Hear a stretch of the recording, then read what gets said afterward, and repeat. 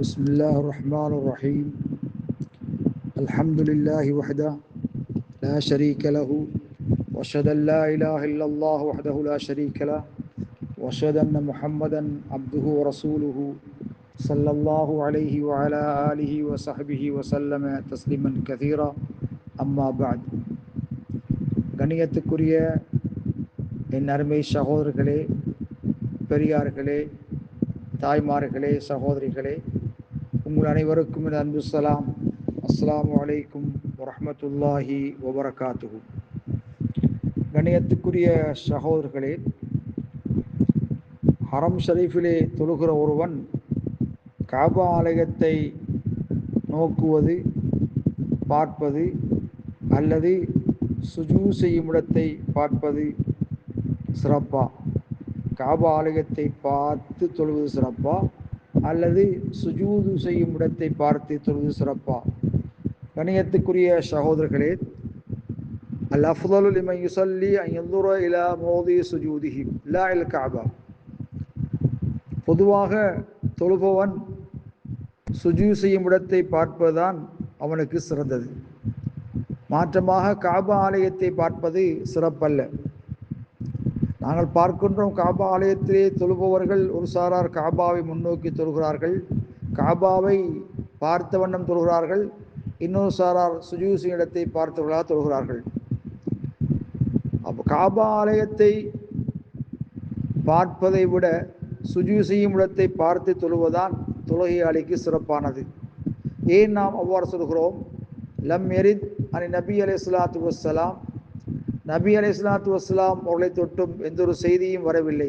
அமரல் முசல்லி யன்துருல் காபா, காபா ஆலயத்தை தொழக்கூடியவன் பார்த்தாலும் கூட, கண்கூடாக பார்ப்பவனாக இருந்தாலும் கூட, காபா ஆலயத்தை பார்த்து தொழும்படி நபிகளார் ஏவியதாக எந்த ஒரு ஹதீஸும் வரவில்லை. ஏனென்றால் காபா ஆலயத்தை பார்ப்பது தொழுகையாளியின் பார்வை காபா ஆலயத்தை சுற்றி தவாப் செய்து வருபவர்களை பக்கம் அவனை ஈர்க்கின்றது, பராக்காக்கி விடுகிறது. காபா ஆலயத்தை சுற்றி வருகின்ற அந்த தவாப் செய்பவர்கள் பார்வையை அவர்கள் திருப்புகிறார்கள். சில வேளை அவர்கள் என்ஷகிலு பின்னதுரில் காபா பிஹாவுலாய் தாயிஃபீன், காபா ஆலயத்தை பார்ப்பது கொண்டு தவாப் செய்து சுற்றி வலம் வருபவர்களை பார்ப்பது கொண்டு அவர்கள் ஈடுபடுகிறார்கள். அவருடைய தொழுகையை விட்டு அவர்கள் தூரமாகி விடுகிறார்கள்.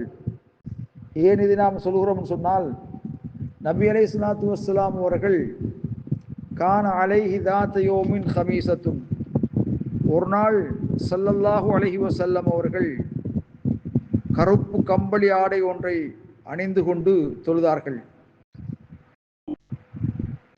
தொழுது முடிந்ததும் அதன் வேலைப்பாடுகளை ஒருமுறை கூர்ந்து கவனித்தார்கள்.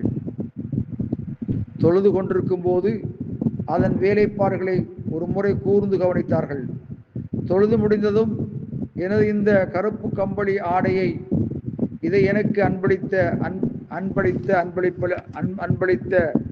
அபூஜஹமிடம் கொடுத்துவிட்டு, அபூஜஹமிடம் இருக்கும் வேலைப்பாடு களற்ற அம்பிஜா நகர எளிய ஆடையை வாங்கி என்னிடம் கொண்டு வாருங்கள். இந்த ஆடை சற்று முன்னர் எனது தொழுகையிலிருந்து என் கவனத்தை திருப்பிவிட்டது என்று சொன்னார்கள். கணியத்துக்குரிய சகோதரர்களே, அம்பிஜான் என்பது சிரியா, அன்றைய ஷாம் தேசம் சொல்வார்கள், நாட்டில் உள்ள ஒரு நகரமாகும்.